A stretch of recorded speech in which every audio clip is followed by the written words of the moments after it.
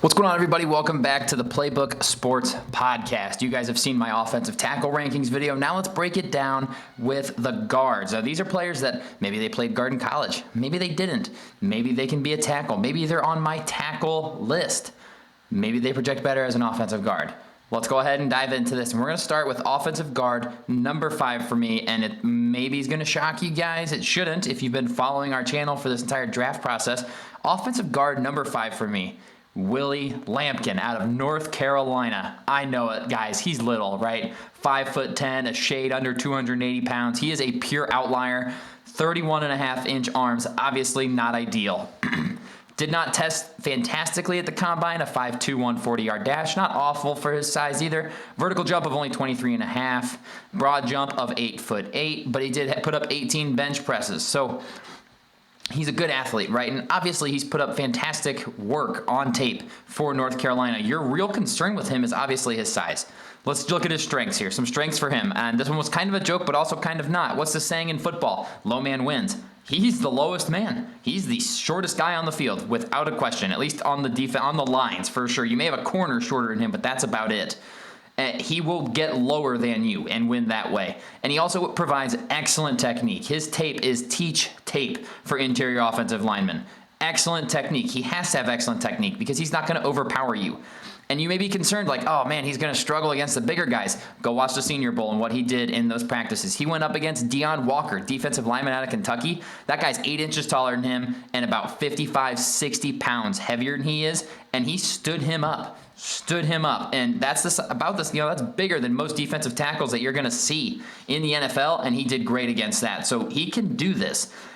He very good processor too. I think he has a long-term home at center. I really do. I think he's got some Aaron Brewer kind of sized about him. I think Aaron Brewer is maybe a little bit bigger, but Aaron Brewer has been a really solid center in the NFL. I could see that as well, especially with the intelligence that Willie Lampkin brings to the field. This guy is super smart.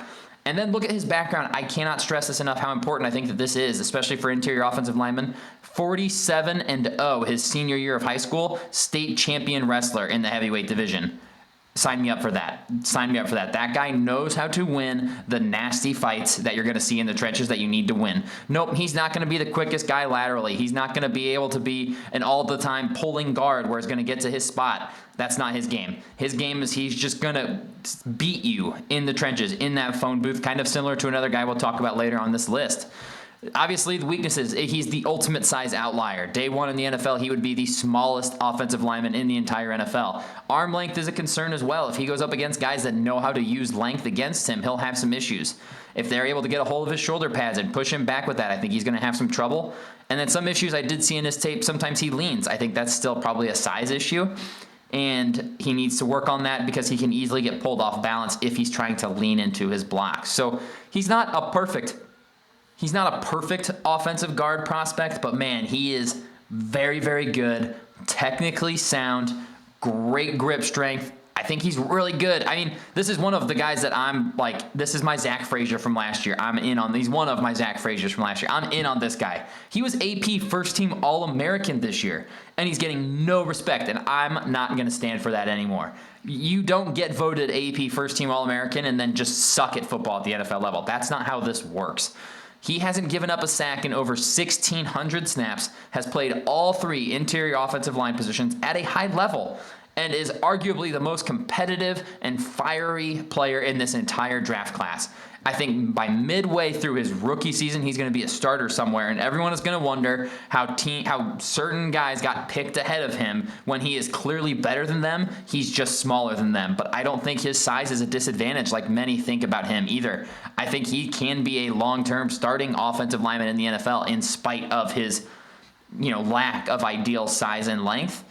He is just a very, very good offensive guard. And if you can get him in the 3rd or 4th round, I think probably even if you can get him like early 4th round, that's an absolute steal. And shout out whoever makes that move. I would love him in Miami. Any team that needs a guard should hope that they get this guy, or even a center. I think he'd be a really good center too. So he is offensive guard number 5. Offensive guard number 4, I'm going to go with Georgia's Tate Ratledge. Good size on him, 6'6", 308 pounds, decent arm length at 32 1/4 inches. tested out of this world at the combine.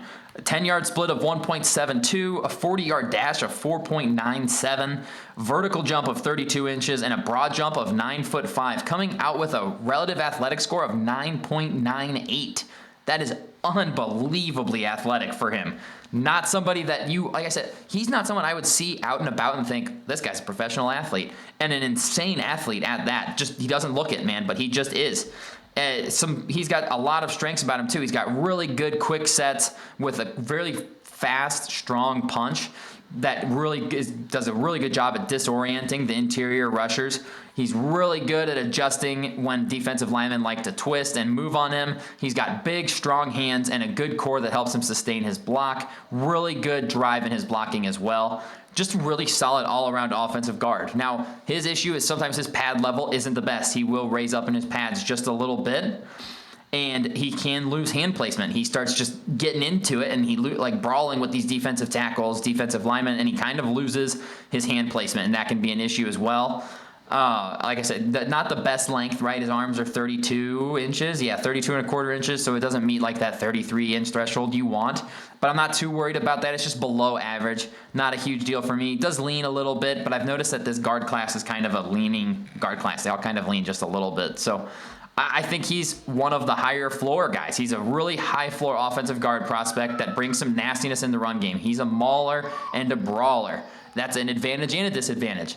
He can be nasty in the trenches, and sometimes that works against him. Sometimes his hands get a little bit erratic, and he can lose the block. I think if he can work on controlling that aggression a little bit more on the inside and become a little bit more technical. He's not as technically sound as offensive guard number 5 is, but there's a lot to work with there. If he gets into the right scheme with the right offensive line coach, he has all of the athleticism and all of the nastiness in him to be an elite offensive guard. We've just got to focus it just a little bit more. So I like him as offensive guard number 4. Offensive guard number 3 for me, and this will be the first double up. This guy was also in the offensive tackle listing. Donovan Jackson out of Ohio State. Great size, 6'4", 315 pounds, good arm length at 33.5-inch arms. Very, very good player. Very smooth mover. Excellent short area quickness that he combines with really strong power as well. And again, he's got that positional flexibility. Played left tackle this year when Josh Simmons went down, did so at a high level. I just don't think he's got the quickness in his game to stay at tackle in the NFL. Fortunately, you don't really need that quickness at guard, which is why I think he's going to be awesome. You look at his weaknesses too. Struggles against speed, doesn't do a great job with lateral movement. Okay, so he's not probably a tackle at the NFL level. Don't really need those things against guards, or as a guard. You're not going to have those defensive tackles that can blow by you. They just don't exist that often. And if you do, okay, well, maybe you lose a couple of reps there because they're faster than you. But he doesn't need to move laterally so much. He just needs to be rough in the interior, and he totally is. I said it in his offensive tackle breakdown as well. There's no question in my mind he saved Ohio State's season, man. You lose your starting left tackle early on in the year. He switched out there and played at a high level. I love that. But I think he profiles as a guard because that, like I said, that poor lateral quickness will probably be exposed at the NFL level. Speed rushers will go right around him. However, I think he has an argument for best interior offensive lineman in this class, and I would love to see him go at the end of the first, early second. I think he's earned that because he showed I can play guard and tackle at a high level for you, much like Joe Thuney just did for the Kansas City Chiefs. That positional flexibility is so important, but I think he's a guard by trade that can kick out the tackle if you need him to. Love his work in the run game. Just a super smooth mover, super good athlete, a guy that you absolutely want to have on your offensive line. Donovan Jackson's offensive guard number 3. Offensive guard number 2, it's my second double dip here, which, I mean, I'm assuming you guys can guess who offensive guard number 1 is for me in this class, but offensive guard number 2, I'm going to go with Wyatt Milam out of West Virginia. Great size, 6'6.5", 313 pounds, good enough arm length at 32.1 inch. I think that, along with how he tested at the Combine and Pro Day, will probably limit him to being a guard in the NFL. Now, I will say this, as a tackle, elite at West Virginia. Didn't allow a sack, was locked down, and went up against good players like Abdul Carter. Didn't give up a sack to him. Excellent. But then the Combine numbers are like, a 1.84 10-yard split's not bad. It's not great. A 5.27 40-yard dash is concerning. Not much long speed. I mean, how often do you want long speed though? So don't really care about that a whole lot. 30-inch vertical jump shows me some solid explosiveness. 9-foot broad jump, pretty solid as well. His relative athletic score as a tackle is only 7.3, but as a guard, it's 8.9. That's pretty solid. And then you look at some of his strengths. He comes off the snap with good pad level and good body control. I love that in a guard. Good thickness, good strong hands with heavy thumping on first contact. When he hits you, you are going to feel it as a defensive lineman. He's able to adjust to moving targets as a guard. If he combo blocks with a center on a nose tackle, he can get up to the linebacker really, really well. I know his testing wouldn't necessarily show that quickness, but you see it on tape, and I'd rather see it on tape than I would see it in spandex. He's good at quick setting if he has to. He's got really good pass punch. It is very well placed and gives him really good leverage. He's also got excellent recognition and feel for twists and stunts from the defensive ends. And he's got a really good anchor. If you're going to try and power rush him, he can lock it down. I love Wyatt Milum in this draft. Man, I would love him in the second round if he's there. Weaknesses for him, sometimes his base can become a little narrow. Now, that can be an issue against quicker guys that can use that against him. And he has, as a tackle, he's overset sometimes. And a speed rusher will take advantage of that. When they beat him around the edge once, he'll overset and then they'll cut inside and beat him across his face. That's an issue as a tackle. Not necessarily an issue as a guard. And some of his other issues, he was a little bit tardy when he had to step down and squeeze the B gap when he was asked to as a tackle. As a guard, he's already there. I'm not too worried about that. Needs to be a little better at maintaining his run blocks as he goes through them. He can get there, but he's got to hold them longer than he does now. He doesn't hold them as much. And he needs to work on ducking his head. I noticed he ducked his head a handful of times when he's getting into contact on pass sets. Keep that head up, buddy. Against defensive tackles, it won't be as important. But against faster guys, if you duck that head, they're going to use that against you. They're going to go right around you. So if he works on his head placement and just gets a little more consistent in run blocking, you've got a star. You've got a star. This is another West Virginia offensive lineman that's going to come into the league pro ready and is going to be a very, very good offensive lineman. I see him having a very similar setup to Zach Frazier. I understand I'm higher than most on Wyatt Milum personally, but I just see what makes other college tackles successful as guard. Great play strength with a great initial thump, good football IQ. And I know he didn't allow sacks. That's fantastic. But he just doesn't have the agility and quickness to stay at tackle for me. If you put him at guard, I think he's going to be excellent. He brings that tough mentality. He brings that road paving mentality. He's just a guy that you want on your offensive line, man. All of these guards that I'm talking about are guys that you want to have blocking for you. They bring nastiness to the position. They're pretty technically sound as well, and I love that out of this group. I think you've got some day one starting guards in this group, especially when we talk about offensive guard number 1. But Wyatt Milum, offensive guard number 2 in this class. I think he deserves to be in the first round. However, teams don't really value guards, and he's probably the second best guard. So I could see him falling into the mid to late second round, and I think some team's going to get an absolute steal there. Last but not least, we've got offensive guard number 1. You guys know it's Tyler Booker out of Alabama. This guy's awesome. He's Daniel Jeremiah's 10th best player in the entire draft.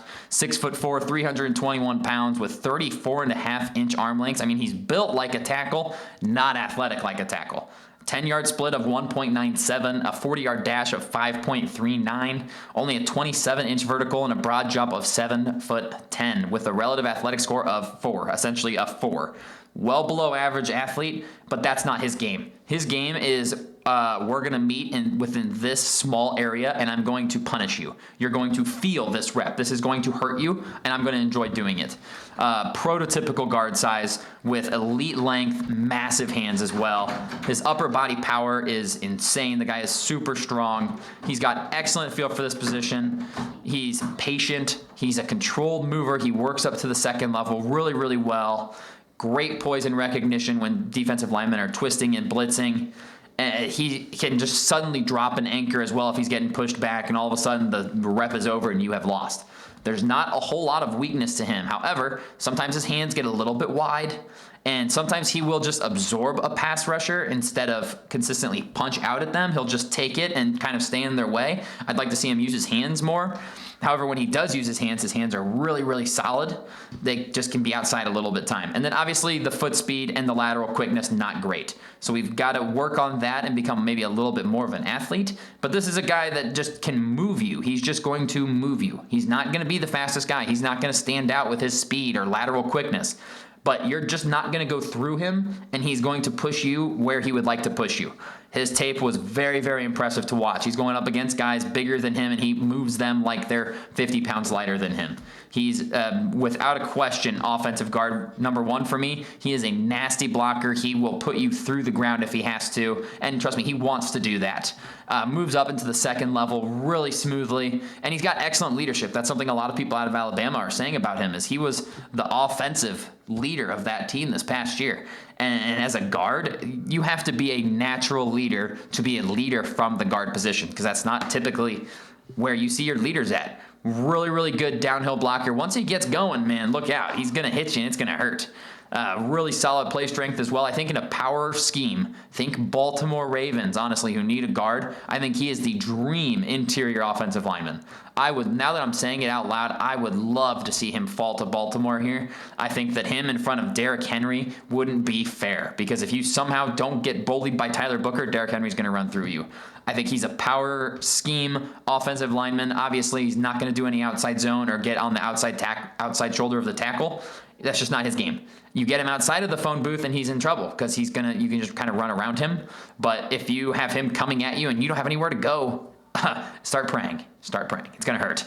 He's offensive guard number one for me. I think he's a first-round talent. I think he's a mid first-round talent. I think he's somewhere in the teens is where he deserves to be as a player, and that's where Daniel Jeremiah has him. I think he's probably back half of it. I would say he's like the 18th best player in this entire draft class, personally.